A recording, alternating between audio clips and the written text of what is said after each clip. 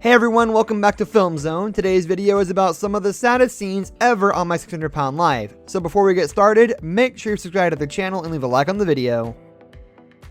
At only 5'1", 32-year-old Brittany weighed an incredible 605 pounds when she started her weight loss journey.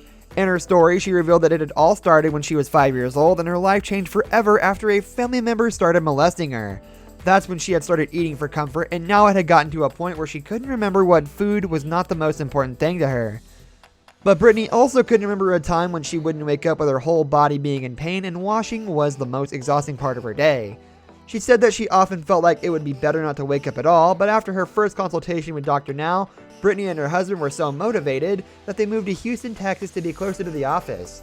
She soon underwent weight loss surgery, and after 9 months, she had lost enough to finally go out with her husband on a date night for the first time in years. However, when she couldn't get into a horse carriage, Brittany was so discouraged that she almost wanted to quit. Fortunately, she eventually saw it as new motivation to work even harder, and she lost 267 pounds in the first year after her surgery. According to Women's Health magazine, Brittany eventually lost about 400 pounds and dropped down to 222, saying that she had no idea life was going to be this amazing. That's all we have for today's video, guys. Thank you for watching, and we'll see y'all next time. At a weight of 668 pounds, Ashley Reyes was forced to live in her parents' house with her husband because she was unable to afford her own place or take care of herself.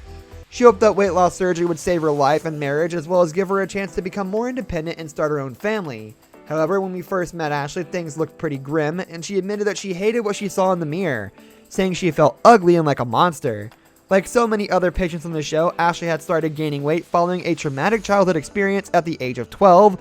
During that time, she was sexually assaulted by her uncle and turned to food for comfort. Just a 7th grader at the time, Ashley was too afraid to tell anyone about what had happened, worrying that her uncle would instead turn to one of her sisters. She explained that food filled the void she was feeling at the time, and even though she went on to finish school to become a medical assistant, she couldn't find a job due to her weight. 49-year-old Chitoka had been bedbound for 3 years when she and some other morbidly obese members of her family embarked on a weight loss journey together. Chitoka fought hard to make it out of her bedroom and out of the house for the first time in years, but sadly couldn't even make it to a van parked in front of her house in the beginning. Unfortunately, this meant that she couldn't attend her mother's funeral after she had passed away due to complications from Alzheimer's disease during the filming of the episode. Chitoka was heartbroken since she and her mother had shared a special bond.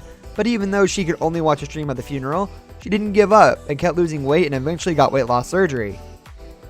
When she first appeared on My 600 Pound Life back in 2014, 46-year-old Olivia Cruz was leading a pretty sad life. She weighed 578 pounds and was almost entirely dependent upon her family for any activity that required mobility.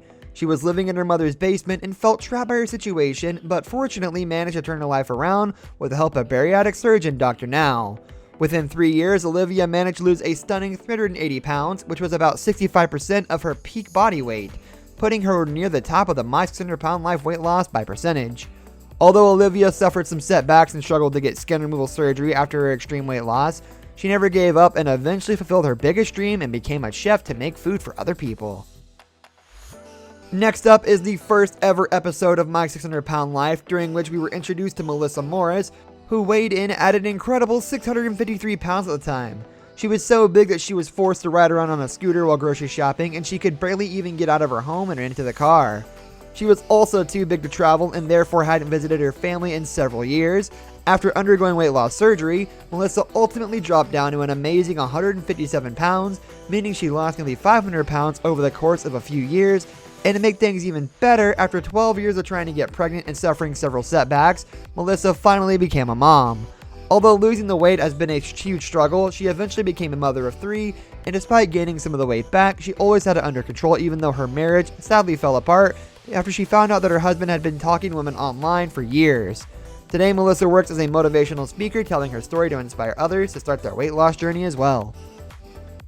To this day, Sean Milliken, who appeared on TLC's My 600 Pound Life in an episode in 2016, is the heaviest person to ever be featured on the show. At his heaviest, he weighed an unbelievable 1,003 pounds. But after being admitted to the hospital and put on a controlled diet to get weight loss surgery, he managed to lose over 400 pounds in the end. Soon after, he and his mom had moved to Houston to be closer to Dr. Now. She sadly passed away. But he continued his weight loss journey. TLC's camera crews caught up with Sean in the summer of 2018 during an episode of Where Are They Now? and he was still struggling with the unexpected death of his mother, yet he seemed to be on the right track. However, in February 2009, the 29-year-old was admitted to the hospital to be treated for an infection and sadly passed away a couple days later. The 29-year-old was admitted to the hospital because of an infection and sadly passed away a couple of days later. On Facebook, his father wrote that Sean had trouble breathing, and although doctors were initially able to resuscitate him, a short time later his heart stopped.